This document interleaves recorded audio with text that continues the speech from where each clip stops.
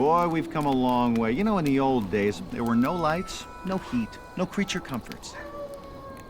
Just creatures. Everyone comfy? No, sir. Not at all. Nowadays, you just plug everything into your car. You got lights, heat. We are out of pesto. I'll make a run. Hey, everybody comfy? No. Okie doke. 우리 시대 가장 진화한 전기차, 양방향 충전에 완전히 새로운 현대 아이오닉 5.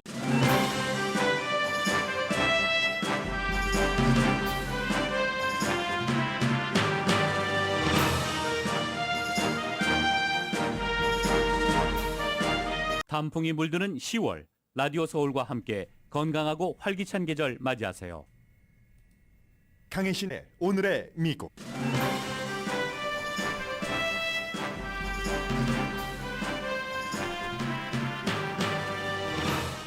미국의 중간선거는 정치 지형과 사람들의 생활을 크게 바꿉니다. 전국적 정치 흐름에 좌우되는 하원은 확실히 공화당 다수당이 결정된 셈이나 마찬가지고 후보 개인의 역량이 중요한 상원도 공화당이 다수당이 돼도 전혀 이상하게 느껴지지 않을 시점입니다.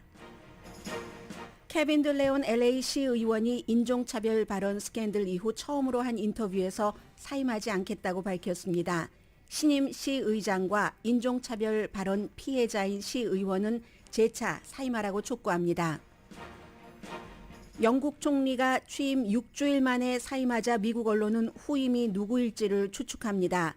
인플레이션이 한창일 때에 감세 정책을 내놔 신뢰를 잃은 총리가 사임하면 보수당은 브렉시트 이후 세 번째 총리를 선출하게 되고 야당인 노동당 지지율보다 현재 30% 적게 받고 있습니다. 바이든 대통령은 영국 총리가 누가 돼도 미국과 영국의 동맹은 변함이 없다고 강조했습니다. 뉴저지주가 기후변화에 악영향을 미친다는 이유로 5군데의 오일 회사와 가스 회사를 고소했습니다. 가스 스테이션에서 마리화나를 팔기 시작합니다. 푸틴 대통령이 병합 선언을 한 4개 지역에 속하는 헤르손에서 러시아가 후퇴하는 시그널이 보입니다. 우주망원경 제임스 웹이 보내준 은하계의 사진이 매혹적입니다. 여러분 안녕하십니까? 오늘의 미국 강혜신입니다. 네, 지금 텔레비전에서는 이미 미국에서 중간선거 마지막 캠페인이 시작됐기 때문에 바이든 대통령이 오늘은 펜실베니아에 가서 이제 기간 산업 같은 것을 얘기하는 이제 그 같은 내용들이 나오고 있습니다. 비행기를 타기 전이고요. 네, 아무튼 오늘은 주제가 기간 산업입니다. 그러니까 이틀 전에 낙태에 관한 것, 어제는 전략적 비축률을 방출한다는 발표가 있었고 오늘은 이제 펜실베니아의 2군데 지역에 가서 펜실베니아는 이 바이든 대통령의 정치적인 고향이기도 하죠. 여기서 이제 다시 원래의 최근에 조금 뒤로 미뤄뒀었던 기간 산업 이런 것에 대해서 피츠버그에서 얘기를 하겠죠. 당연히 그곳이 이제 여러 가지 산업이 활발하게 진행되는 곳이니까 저는 오늘 이 내용에 앞서서 새로운 우주 망원경 제임스 웹이 보내온 우주의 사진이 너무 아름다워서 아침에 울 뻔했습니다. 우리가 뉴스를 듣고 뭐 또 뉴스를 준비하고 여러분들께 전해드리고 하는 것들이 다 잘 살아보자잖아요. 현실적으로 경제적으로도 잘 살아보자. 그리고 인간적으로도 더 나은 인간을 향해서 가는 그런 길인데 야 정말 찬란하게 아름답더군요. 창조의 기둥. Pillars of Creation이라고 불리는 그 독수리 성운에 있는 그 완전한 별이 막 태어나서 막 별도 태어나면은 그 인간처럼 이렇게 성숙해가는 과정이 있잖아요. 그 지역에서 카메라가 이제 스파이처럼 촬영을 한 거잖아요.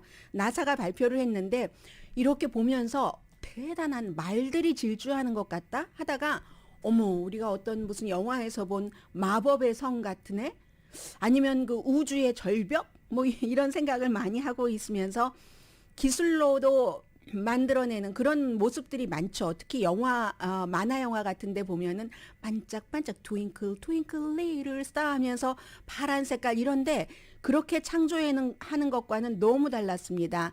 그 봉우리, 우리가 찾은 그 봉우리에 10년 동안에 한 뭐 20억 달러든가요? 그렇게 들여서 만든 웹 망원경이 보낸 거기에는 맨 끝에는 또 약간씩 빨간 불빛 같은 것도 보였고요. 이전에도 무슨 뭐 허블 망원경 같은 것도 그 지점에서 많은 것을 보내왔지만 뭐 한 2010년대 말부터 2014년 그때까지. 그런데 돈을 많이 들이고 기술이 발달할수록 기술을 발달을 해서 기술적인 영화와 드라마를 만드는 것과는 달리 뭐 6,500만 광년 저기 저쪽 뒤로 있는 그런 곳의 실제 모습을 최첨단 기술로 보여주는 거잖아요. 역시 달랐습니다. 뭐 과학적으로는 뭐 빼곡하고 차갑고 하는 가스와 먼지가 가득 차서 그게 이제 그 안에서 질량이 촘촘해지면 확 터지면서 별이 만들어지고 아기가 태어나는 것처럼 그러한 모습들이라고 하잖아요. 디테일과 색이 전보다 좋아진 것도 사실이지만 20년 맞네요. 20년 동안 10년이 아니라 20년 동안 100억 달러를 들여서 만든 웹 망원경, 그 제임스 웹이 찍은 그 사진입니다. 우주항공국 나사가 뭐라고 표현했냐면요. 새로 만들어진 수십 개의 별이 이슬방울처럼 반짝인다. 여러분들 그 비디오로도 있으니까는요. 뉴스도 뉴스지만 나중에 뭐 유튜브에 이렇게 뭐 나사만 찍어도 쫙 맨 위에 올라올 것 같습니다. 우주의 모습이 아름답다는 것은 클래식이죠. 클래식이긴 하지만 오늘 이 그 제임스 웹이 보낸 것은 저에게는 굉장히 달랐거든요. 왜냐하면 또 제가 새벽에 출근하기 때문에 새벽에 출근할 때 새벽 하늘, 밤하늘이 아니라 새벽 하늘을 보고 또 오늘은 해가 뜰 무렵이 한 6시에서 7시로 넘어가기 한 1, 20분 전이었는데 그때 그 구름띠가 아주 빨갛게 찬란하게 돼 있었거든요. 혹시 일찍 출근하신 분들이라면 서쪽에서 동쪽으로 출근하신 분들이라면 보셨을 것 같습니다. 그래서 그 임마누엘 칸트라는 사람이 내 마음속에 있는 양심과 밤하늘에 떠 있는 저 찬란한 별이 나를 경이롭게 한다 뭐 이렇게 얘기했잖아요. 그런 그 경이로움을 저는 느꼈는데 뉴스를 여러분들께서 지금 들으시면서 지금부터는 이제 현실을 들으시겠지만 꼭 한번 유튜브에서 찾아봐 주십사 이렇게 말씀을 드리면서요. 중간 선거를 조금 얘기를 드리겠습니다. 크게 변할 것 같지는 않기 때문에 이 시점에서 변할 수도 있습니다. 선거는 이렇게 말씀드리면 큰일 납니다. 아직 뭐 2주일 조금 더 남아있기 때문에. 그런데 이제 중간 선거가 미국에서는 굉장히 많은 것을 규정을 하기 때문에 뭐 어느 나라나 마찬가지로 집권당에 대한 심판이고 정치적인 특히 미국이 지금 상황이 많이 다르기 때문에 여러 가지 그 온도 같은 것을 재볼 수도 있고 민주당은 뭐 일도 하나도 안 하고 못하는 것 같지만 사실은 백악관, 하원, 상원 세 개가 전부 그 지금 민주당이 다수당이잖아요. 물론 지금까지 집권당이 중간 선거에서 이긴 것은 딱 2번밖에 없습니다. 지난 80년 동안에 빌 클린턴 전 대통령 시대 그때는 경제가 좋았으니까 또 아들 부시 대통령 때는 중간 선거 되고 나서 바로 2년 뒤에 치러지는데 그때까지 되고 나서 뭐 9.11 사태가 터졌기 때문에 그때는 사람들이 한때 막 뭉치고 이럴 때였으니까 그런 마음에 대통령 중심으로 모여줘서 대통령의 당이 집권당이 됐습니다만 올해는 사실은 이 그 다수당 자리를 놓치는 것이 당연할지도 모릅니다. 당연하긴 하지만 팬데믹 아직 끝나지 않았고 겨울에 또 시작될 수 있고 의사당 폭동 사건을 겪었고 연방 대법원에 상상하지 못했던 판결들이 이어지고 또 지금도 현재의 대통령을 대통령으로 인정하지 않는다는 사람이 많은 그 상황에서 치러지는 중간 선거이기 때문에 중요합니다. 그런데 이제 변치 않는 것부터 말씀을 드리자면 하원의 경우는 늘 그 선거를 치를 때마다 전국적인 정치 상황에 거의 많은 영향을 받습니다. 그래서 지금 이제 오렌지 카운티 같은 경우도 그 한인 그 영킴 의원이나 미셸 스틸 의원이나 민주당이 인기가 없잖아요. 공화당 특히 이제 그 공화당에 비해서 바이든 대통령이 인기가 없고 하니까 아주 조금 약간 조금 수월할 수 있는 정치 환경이기는 합니다. 정치인이 쌓아서 할 수 있는 게 별로 없는 게 하원 선거이기도 합니다. 그래서 민주당이 지금 민주당의 정점이 너무 일렀어. 중간 선거가 말이야. 만약에 8월 달이나 9월 달에 있었으면 말이야. 이렇게들 얘기를 하는 겁니다. 현재 공화당은 5석만 더 가지면은 다수당이 됩니다. 그런데 이 5석도 선거구 재조정에 따라서 3석은 자동적으로 지금 공화당 의석이 되게 돼 있거든요. 그러니까 이게 담보가 된다라고 얘기를 하는 거죠. 공화당 의석은 2개 정도만 민주당으로 넘어갈 것으로 보입니다. 그런데 민주당 의석은요, 3분의 2 정도가 지금 토스업이거든요. 공화당이 될지 민주당이 그대로 의석을 차지할지 모르기 때문에 2006년도에 그 아들 부시 대통령 때 이제 다수당이 그 대통령의 당인데도 불구하고 다수당이 됐다고 말씀드렸는데 그때 31석을 가져갔고요. 그 뒤에 버락 오바마 전 대통령이 됐었을 땐 중간 선거에서 대통령의 당인 민주당이 63석을 공화당에게 잃었었습니다. 그 뒤에 트럼프가 대통령이 되고 나서 중간 선거를 치렀을 때는 헬스케어 이런 것에 대한 사람들의 열망이 지키고자 하는 열망이 강했기 때문에 그때도 민주당이 41석을 가져왔죠.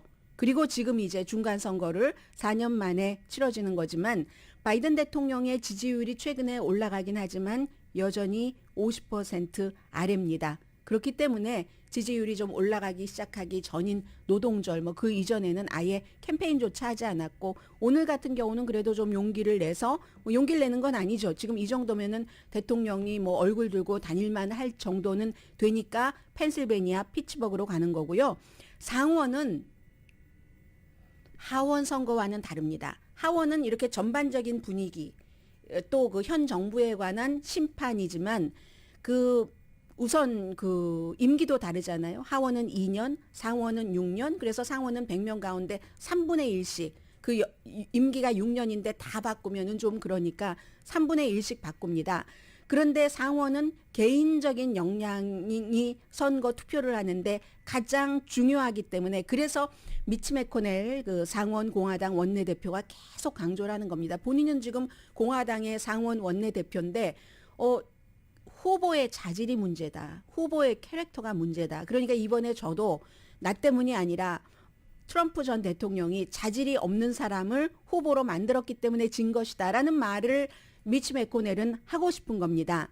경험이 없는 사람들을 이제 많이 후보로 만들어놨기 때문에 트럼프 전 대통령이 뉴햄프셔나 애리조나나 조지아주나 펜실베니아나 아니면 오하이오주 그 가운데서도 이제 특히 조지아주와 펜실베니아주가 지금 중요하게 봐야지 될 그런 그 지역인데요. 전반적으로 또 하나는 지금 그 민주당이 라티노와 그 히스패닉계 라티노와 라티나 또 그 아프리칸 아메리칸으로부터의 지지가 예전보다 조금 미적지근합니다. 예전에는 아프리칸 아메리칸 하면 빌 클린턴 시대에는 막 90% 이상, 95% 이상 이렇게 나왔었는데 오바마 때도 마찬가지고요. 그때는 인종과 연관돼서 빌 클린턴 전 대통령은 블랙의 대통령으로 불렸으니까 그렇다고 하고 그런데 지금은 그 정도로 강렬하지가 않거든요. 그에 비해서 백인들의 공화당에 대한 지지도는 굉장히 강렬합니다. 강렬하고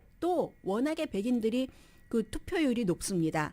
지금 보면은 메디슨과 악시오스가 공동으로 여론조사를 한 결과 히스패닉계 같은 경우는 라티노로 분리를 하죠. 라티노로 볼 때는 민주당에게 투표할 것이다 하는 사람이 33%, 공화당에게 투표할 것이다 하는 사람이 18%, 민주당에게 투표하겠다고 한 사람이 많기는 많습니다. 그런데 이 폭이 예전보다 많이 줄어들었고요. 그게 어디서 나오냐면 누구에게 투표해야지 될지 잘 모르겠어 하는 사람이 23%나 되고 투표를 안 한다는 사람도 17%나 됩니다. 그리고 이제 무당파에 투표하겠다 하는 사람도 7%나 되거든요.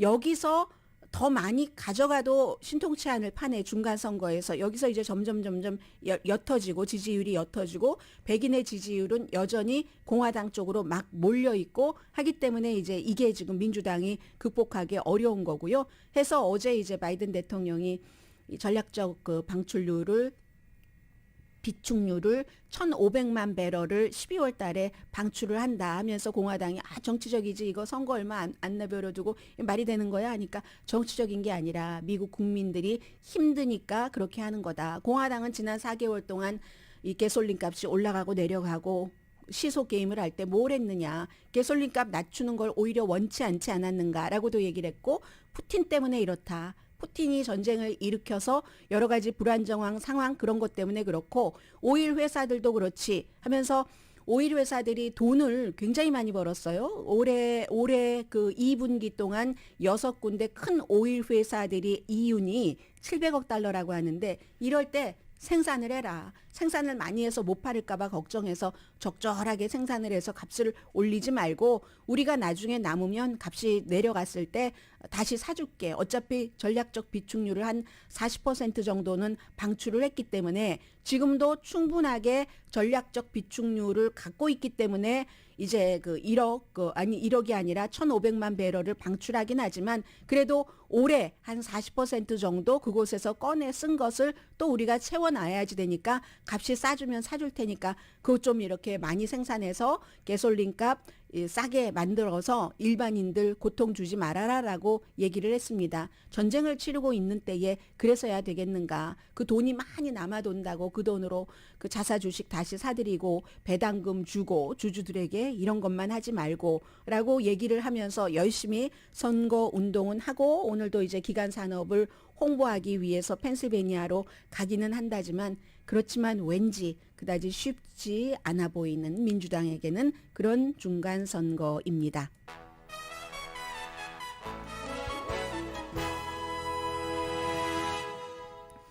오늘의 미국은 유한양행 뉴오리진 건강식품과 유정란 배반엽 줄기세포 화장품 회사 셀리온, 이민법 가정법 전문 제인정 종합법률사무소, 프리미엄 고기 쌈밥 전문 레스토랑 쌈, 재래식으로 직접 만든 검정콩 생순두부 수라원 순두부, 한국 홈쇼핑 공동후원입니다.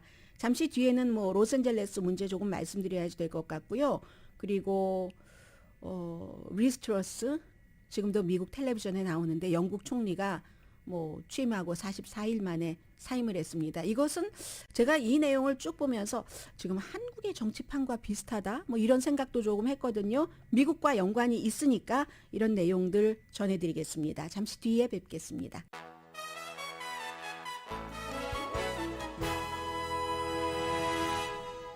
라디오 서울 방송 오늘의 미국 듣고 계십니다. 네, 지금 우선 이 내용부터 정리를 좀 해야 되겠네요. 케빈 들레온 LA 그 시의원이 지금 사임하라는 압박을 받고 있는데 그 시의장인 누리 마티네스, 또 다른 시의원인 길 세디오, 또 그 노동협회의 회장이었던 란 에레라 이 사람들과 같이 여러 지역 선거구에 대해서 얘기를 하던 도중에 누리 마티네스가 아주 그 여러 가지의 인종차별적인 발언을 하는데 본인이 보태거나 막지 않았다 해서 사임하라는 압박을 사방팔방에서 받고 있습니다. 그런데 케빈 들레온은 사실은 참 그 55세밖에 안 됐고 그리고 완전히 그 라티노에서는 캘리포니아주에서는 특히 떠오른 스타였었죠. 이 사람이 시의장을 한 것은 얼마 되지 않지만 호세프 의자라고 14지고요. 그쪽에 호세프 의자가 여러 가지 부정부패 혐의로 형사 입건되고 조사받고 하기 때문에 그 자리에 들어간 거잖아요. 지난해였던가요? 2020년이었나요? 시의원 선거에 나가서 그랬던 건데 14지구니까 다운타운부터 보일하이츠부터 한국 분들 많이 살고 계시는 비아마리솔 그 옆에 그 엘세리노 그리고 이글락 그 사우스 페사디나 조금 저쪽 그쪽을 이제 쭉 그 담당을 하고 있는 케빈 들레온입니다. 이 사람이 캘리포니아주에서 주의회가 되고 나서 처음으로 라티노 가운데서 상원 의원이 된 사람입니다. LA시 의원을 하기 전에 상원 의원이었고 상원 의장을 했었던 사람입니다. 그리고 이제 94년도에는 로스앤젤레스에서 당시에는 이제 그 불법 체류자들에 대한 여러 가지 지원이 많았고 또 불법 체류자들은 불법 체류자라 할지라도 아이들이 무슨 죄가 있는가, 아이들 학교 교육이라든가 이런 것을 활발하게 지원을 하다가 거기에 대한 반발이 생겨서 그 같은 지원을 끊으려고 할 때 94년도에 맹렬하게 라티노로서 시위를 주도를 했었던 사람입니다. 그 같은 것을 주민 발의한 법으로 통과시키지 못하도록 그렇게 했던 사람인데 그러다가 경솔한 말과 그 경솔한 해서는 안 될, 도저히 해서는 안 될 그럴 인종차별적인 말을 하는 동료 시의원, 시의장을 막지 못했다 해서 나가라는 겁니다. 그런데 이 사람이 어제 유니비전과 인터뷰를 했습니다. 스페니쉬 방송국 유니비전과 인터뷰를 해서 본인도 회의하는 도중 불편했었다고 얘기를 합니다. 그랬더니 또 유니비전이니까 어느 정도 이 라티노의 정치적인 뭐 어떤 멘토와 마찬가지인 그런 인물이니까 설명을 할 수 있는 기회를 주겠죠. 그렇게 불편했는데도 왜 그거를 중단시키지 않았는가라고 물으니까 너무 당황했었다라고 얘기를 했고요. 그러니까 앵커가 또 물어봤습니다. 그런데 본인도 이 지금 그 마이크 본인이라는 같은 백인 시의원이 흑인 아이를 입양을 해서 3살밖에 안 됐는데 그 아이를 데리고 다니는 것을 무슨 뭐 고급 비싼 액세서리를 데리고 다니는 것처럼 이런 얘기를 본인도 하지 않았는가 했더니 아니 그건 꼭 그 시의원에게 했다기보다도 그 누리 마티네스라는 시의장이 더 강렬한 발언을 많이 했으니까는요. 무슨 뭐 작은 원숭이 같다는 둥. 근데 그 누리 마티네스 시의장이 워낙에 뭐 비싸고 화려하고 이런 걸 좋아하니까 그냥 거기에 많이 빗대서 그쪽으로 더 많이 쏠린 발언이다라고 이제 변명의 기회를 주는 겁니다. 로스앤젤레스 타임즈 같으면 절대로 그런 변명을 할 수 있는 기회를 주진 않았겠죠. 유니비전에서.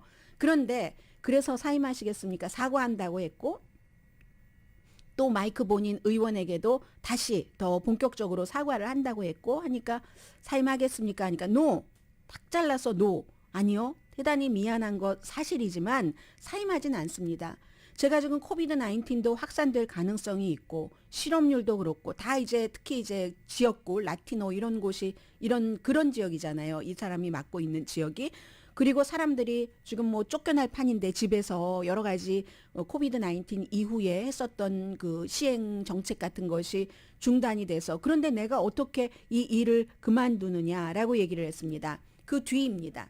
이 인터뷰가 어저께 저녁에 방송이 됐거든요. 유니비전에서 폴 크레고리언 시의장은 그럼에도 불구하고 사임해야지 된다. 우리가 알고 있는 케빈 들레온 그 시의원은 그 녹음에 나왔었던 그 말을 한 그 사람보다는 나은 사람인 건 안다. 그렇지만 사과해서 충분한 경우가 있고 충분하지 않은 경우가 있다고 설명을 합니다. 로스앤젤레스 시의회 시의원으로서 한 발언이잖아요.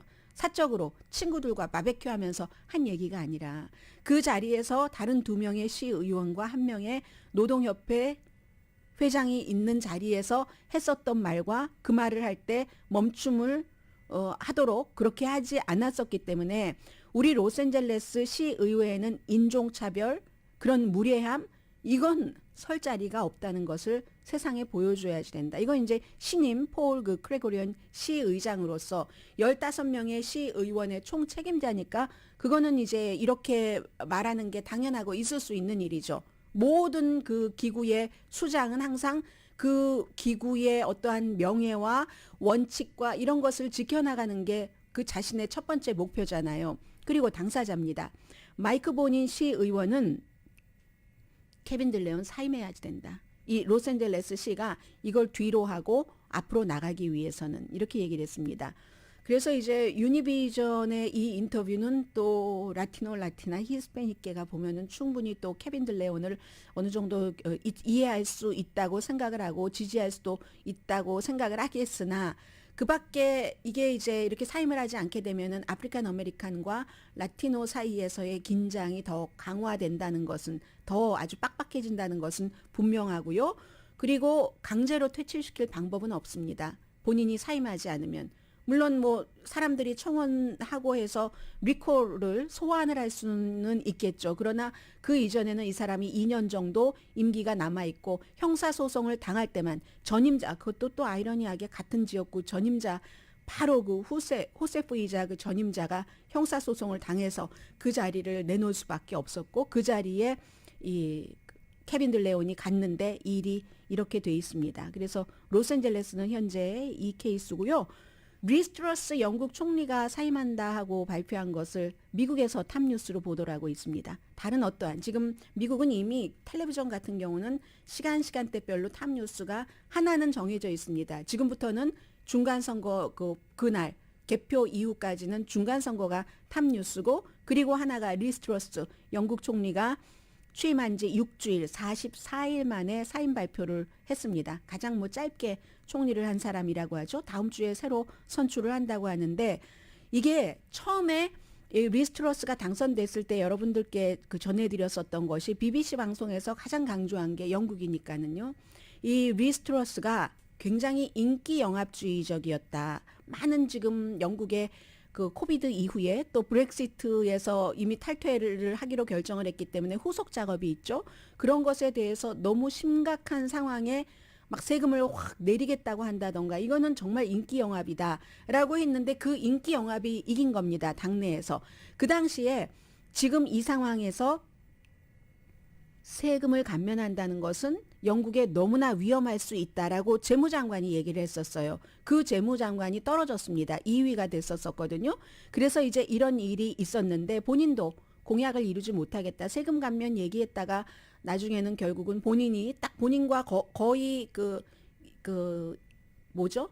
동체 일심 동체는 아니고 이체 일심인가요? 그렇게 되는 경우는 그것과 본인이 임명을 했으니까 그 재무장관의 세금 감면 정책을 확 없애버리고 조금 온건한 사람으로 다시 임명을 했었어야지만 되는데 이미 이제 다 신뢰를 잃어버렸기 때문에 그렇게 됐고요. 또 에너지 보조금 같은 것도 굉장히 많이 준다고 했었고 보수당을 보면은 보수당이 너무 많이 분열이 된 겁니다. 브렉시트 유럽연합에서 탈퇴하느냐 탈퇴하지 않느냐. 여기서 보리스 존슨이 강력하게 유럽연합에서의 탈퇴를 주장하면서 그 보수당의 당수 총리가 됐었습니다. 그런데 보리스 존슨이 투표에 의해서 밀려나고 리스트러스가 올라갔는데 이게 이제 44일 만에 이런 일이 또 있었던 겁니다. 그리고 리스 테일러가 사임할 수밖에 없는 게요.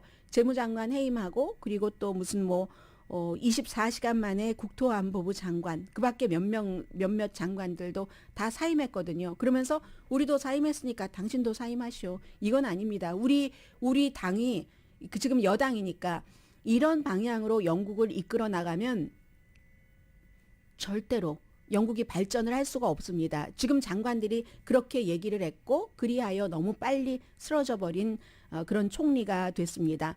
그러면 미국에서는 누가 될 것인가 굉장히 궁금하잖아요. 지금 제로미 헌트라는 물러나는 총리와는 좀 반대적인 시각도 많이 이런 재정 정책에 있어서 갖고 있었던 재무장관도 나갈 테고 지난번에 2위를 한 현실 직시를 너무 했기 때문에 인기 영합적인 당시 후보에게 지고만 리시 수낙 전 재무장관도 나갈 테고 그리고 국방장관, 상무장관은 브렉시트 지지했었는데요.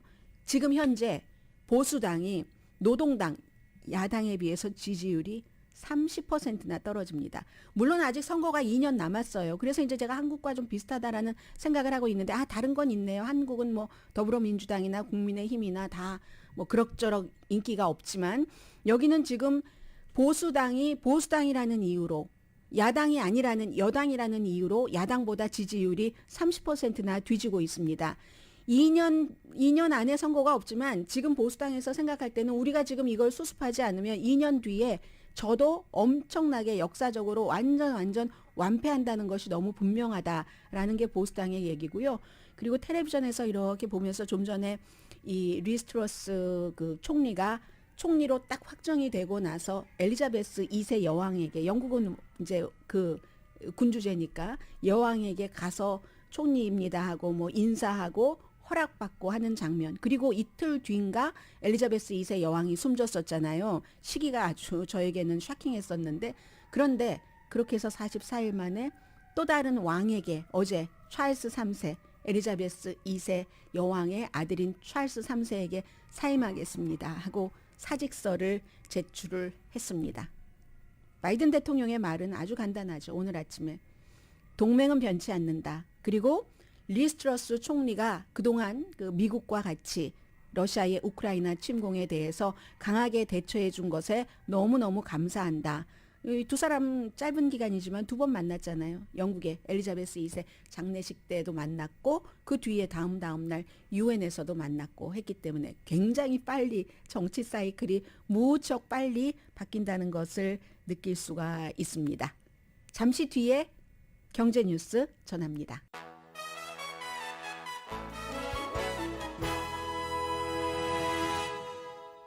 라디오 서울 방송 오늘의 미국 듣고 계십니다. 제가 여러분들 광고 나가시는 동안에 잠깐 리뷰를 한 것이라서 충분하지 않을지는 모르겠습니다. 그러나 딱 이 시점에 전해드리는 게 맞는 것 같아서요. 지금 미국의 주요 기업들이 나카 어렸을 때 미국에 와서 불법 체류자인지도 모르고 살았다가 대부분 다 이제 커버린 교육도 받고 했었던 사람들을 보호하는 미국에서 이제 일도 하고 할 수 있게 하는 나카 프로그램을 종료하는 이 부분에 대해서 미국의 기업들이 그래서는 안 된다 하고 민주당과 공화당 지도부에 편지를 보냈습니다. 어떤 기업이냐면 애플, 아마존, 타겟, 치폴레 같은 그러니까 이것은 좀 진보적인 사람들이 좋아하는 기업. 보수적인 사람들이 좋아하는 기업이나 상품 다 가릴 것 없이 그렇다는 겁니다. 그래서 이 편지에는 나카가 끝나면 2년 동안 이제 뭐 하루 한 1,000명 정도 우리가 일자리를 사람들을 못 구하고 그러면 지금 노동시장이 빡빡한 편이잖아요. 아직도 일자리가 비어 있는데 큰 일이다. 버라이전 또 힐튼 호텔, 마이크로소프트 이런 회사들도 오늘 월스트리트저널이나 댈러스 모닝뉴스 아니면 무슨 샤롯 업저버 이런 캐롤라이나 이런 쪽에서 발행되는 신문에 전면 광고 편지를 썼거든요. 공화당이 주도하는 9개 주에서 나카를 없애야지 된다 하고 소송을 했고 이달 초에 항소법원이 바이든 대통령의 이 나카 프로그램에 대해서 수정안을 좀 해라 해서 지금 새로운 신청자는 하지 못하고 한다는 것 아니겠어요? 여기에 대해서 기업은 우리는 이 사람들이 있어야지 된다. 특히 팀 쿡도 그 사람들이 얼마나 뭐라고 얘기했냐면 이 드리머들은 미국 사회에 너무나 필수적인 부분이다. 우리 커뮤니티를 강하게 만들고 회사를 더 혁신적으로 만들고 그 사람들도 미국에서 지금까지 여러 가지 기여해왔던 것에 따르면 존엄하게 살 권리가 있습니다. 드리머를 영구적으로 보호하는 것이 옳은 일이라고 생각합니다. 이것은 초당파적이어야지 됩니다. 의회가 나서야지 됩니다. 라고 얘기를 했습니다. 하원은 3월 달에 이 드리머가 시민권을 신청할 수 있도록 하는 법안 통과시켰었습니다. 그런데 상원을 통과하지 못했죠. 이게 이제 선거가 끝나면 현재로서는 더 어려워진다는 거죠. 상원, 하원 다 공화당이 다수당을 차지하게 되면은 하원에서조차 그게 이제 이러한 뒷받침을 받지 못하게 된다 하는 내용이 나오게 되는 겁니다. 뉴저지주는요. 이것도 추세겠죠. 기후변화가 우리 주에 아주 나쁜 영향을 미친다 하면서 5군데 오일, 가스 회사를 고소를 했습니다. 우리가 잘 아는 엑손모빌, 쉘, 쉐브론, BP 그리고 거기까지는 모든 분들 다 아실 것 같고요. 코너코 필립스, 아메리칸 페트롤리움 인스티튜트 트레이드 그룹 그러니까 석유 무역 그룹 등등 해서 이렇게 5군데인데 오일 회사, 가스 회사가 여전히 우리 주위에 아주 나쁘도록 화석 연료를 사람들 모르게 추출하고 태우고 해서 오염도를 높여줘서 그러면 이제 고소를 할 때는 항상 구체적으로 고소를 하는 고소인이 어떤 피해를 입었는가 피고에 의해서라는 게 증명이 돼야지 되잖아요. 뉴저지주에서는 우리가 수십억 달러 비용을 쓰고 있는데 그로 인한 기후변화로 인한 자연재해 때문에 슈퍼돔, 슈퍼 폭풍이 이제는 완전히 허리케인 위력이다. 그리고 그런 허리케인 아이다도 그랬고요. 그쪽 지역에서 해서 이게 증거가 아니고 무엇이냐 했는데 뉴저지주만 이런 건 아닙니다. 지금까지 무슨 델라웨어라든가 커네디컷 동쪽이 많네요. 그리고 조금 북쪽으로 와서 미네소타 다시 동북쪽으로 가서 버먼트 디스트릭 오브 컬럼비아도 비슷한 소송을 이미 했습니다. 그런데 우리가 법정 드라마 보면 미국이나 한국에서 회사가 이깁니까? 이런 일이 있을 때 이해관계가 될 때 아니면 고소를 한 쪽이 이깁니까? 아직까지는 오일 회사들이 많이 이기는 판결이 나옵니다. 뭐 비싼 변호사 쓰죠. 그리고 많은 것을 이렇게 붙이고 저렇게 붙여서 지금 아직까지는 그러기 때문에 엑손의 대변인이 이렇게 말할 수 있는 겁니다. 그거 뉴저지주도 세금 낭비네. 고소하려면 돈이 들잖아요. 어차피 우리가 이길 건데. 이렇게 말을 하진 않았지만 의미 있는 진전 없이 그 말이 그 말 아닌가요? 이렇게 얘기를 했고 그에 대해서 뉴저지주 이제 고소를 한 검찰총장은 오일과 가스 회사가 진실을 숨기는데 언제까지 숨길 수 있을 것인가? 우리가 밝혀내겠다. 사람들에게 잘못 알리고 있다. 오염을 생산하면서 돈을 벌고 있다. 했는데 이 내용은요. 매체마다 특성이 있잖아요. 영국의 가디언이 아마 신문 가운데서 세계에서 가장 기후변화에 관한 기사를 많이 실는 신문일 겁니다. 날마다 빠지는 날이 없어요. 고정 칸이 있는 겁니다. 그래서 제가 영국의 가디언을 보고 말씀을 드렸고요. 이 플로리다주가 상당히 보수적인데 플로리다주에서는 가스 스테이션에서 마리화나를 팔기 시작합니다.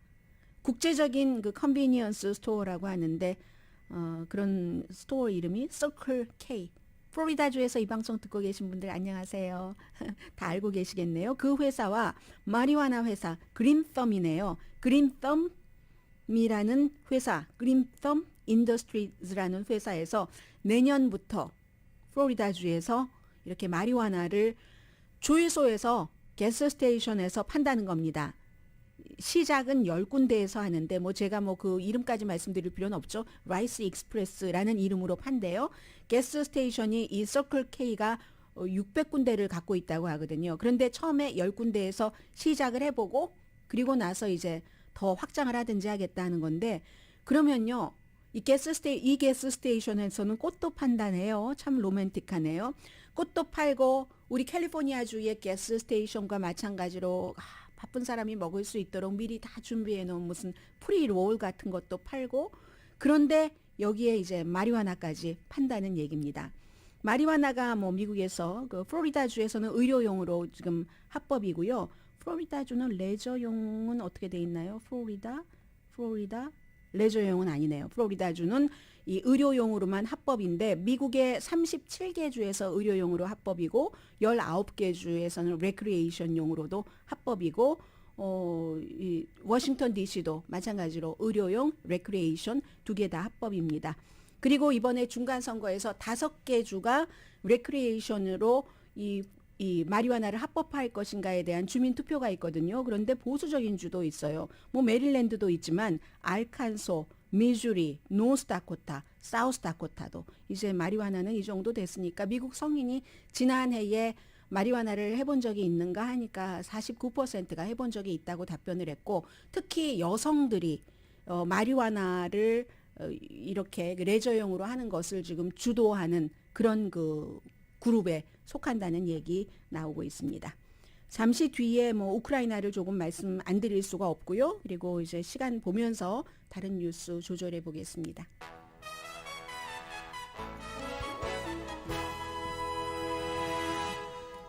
라디오 서울 방송 오늘의 미국 듣고 계십니다. 네, 그 푸틴 대통령이 이제 병합 선언을 한 그 4개 지역에 속하는 그 가운데서도 이제 좀 전략적 요충지라고 할 수 있는 헤르손 이곳에서 러시아가 후퇴하는 시그널이 보인답니다.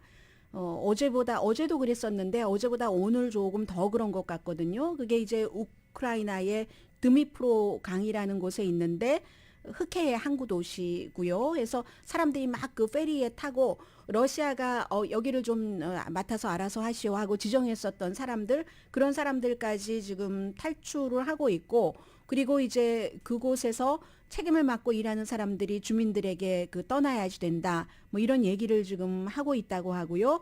대피하라는 거죠. 대피하라는 거고 텍스트 메시지로 이런 특수작전은 조금 드문데 이렇게 보니까는 아마 그 우크라이나가 조용히 그쪽으로 진격을 하고 있는 것 같다. 그런 얘기들도 하고 있고요. 우크라이나에는 좋다고 볼 수도 있는 것이고 블라디미르 푸틴에게는 우크라이나에게 좋은 것이 굴욕일 수 있죠. 근데 이제 굴욕을 어느 정도 강하게 당하느냐에 따라서 뭐 전술핵을 쓰느냐 마느냐 지금 이 문제는 있는 것 같은데 만약에 러시아가 이 헤르손이라는 도시를 포기하고 나면은 그러면 이제 전환점이 될 수 있다고 보는 겁니다. 서쪽에서 뭐 돈바스 지역은 동쪽이지만 헤르손은 남서쪽이라고 볼 수 있으니까는요 비교적. 그래서 이제 그렇게 하는 거고요. 또 뭐가 있습니까? 그리고 미국에서는 오랜만에 버니 샌더스 연방 상원 의원이 모습을 보이고 있거든요. 이제 선거가 다가왔다 하는 건데 버니 샌더스가 진보 그 유권자들의 열기를 확 높이기 위해서 지금부터 선거 당일까지 선거 전날일지도 모르겠네요. 8군데에서 캠페인을 한다 하는 이 얘기가 있고 또 플로리다 주에서 아주 예민해지는 겁니다. 지금 선거 범죄에 대해서 민주당은 가능하면 투표를 좀 간소화해서 많은 사람이 참여할 수 있게 해라 하는 것이고 공화당은 트럼프 전 대통령 이후에 부정선거가 많다 해서 그걸 강하게 단속을 하고 하잖아요. 플로리다 주에서 선거 범죄로 어떤 사람들은 여기 뭐 어디가 무슨 뭐 예를 들어서 그 선거 투표장을 혼돈한다던가 이런 일이 있을 수 있잖아요. 그래도 체포하고 하는 일이 있답니다.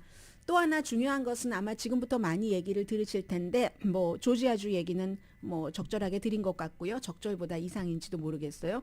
펜실베니아주 얘기를 앞으로 많이 들으실 겁니다.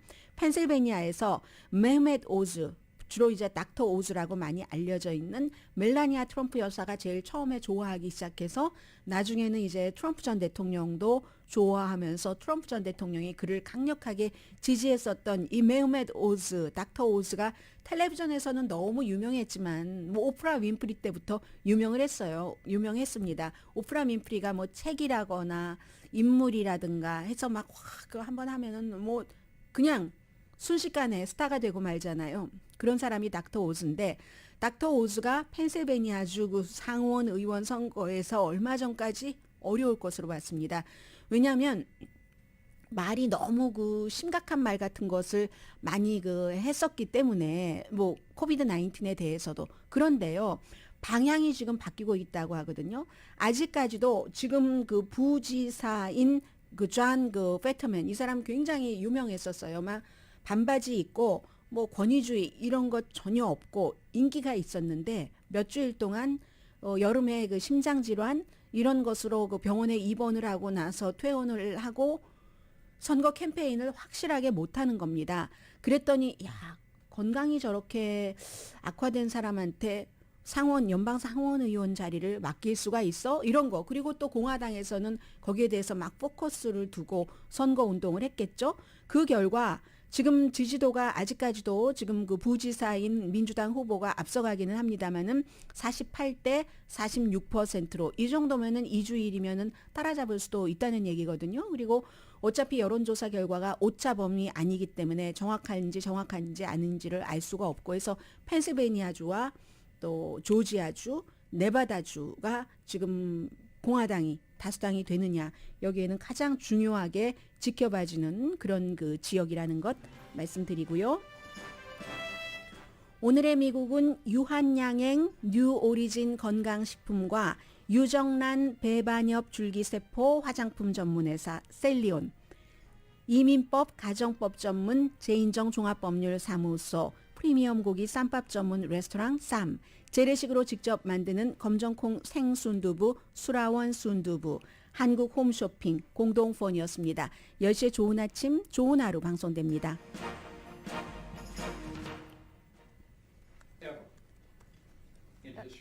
네, 선거철이 되니까 마이크 펜스 그 전 부통령인데요. 사람들이 물어봐요. 트럼프 전 대통령이 2024년도에 나오면은 투표하겠는가 했더니 아마도 내가 더 좋아하는 후보가 있을 거야. 이런 얘기를 하고요. 그리고 영국에서는 보리스 존슨이 떨어지고 어제 사임한 그 리즈 트러스 총리가 됐는데 보리스 존슨이 다시 총리가 될 수도 있다는 얘기가 지금 나오고 있습니다. 재무장관은 지금 나 그 총리 선출 거기 선거에 안 나간다고 했고 이 보리스 존슨은 카리브해에서 휴가를 즐기다가 지금 영국으로 돌아가고 있다는 뉴스 나오고 있습니다. 강희신이었습니다.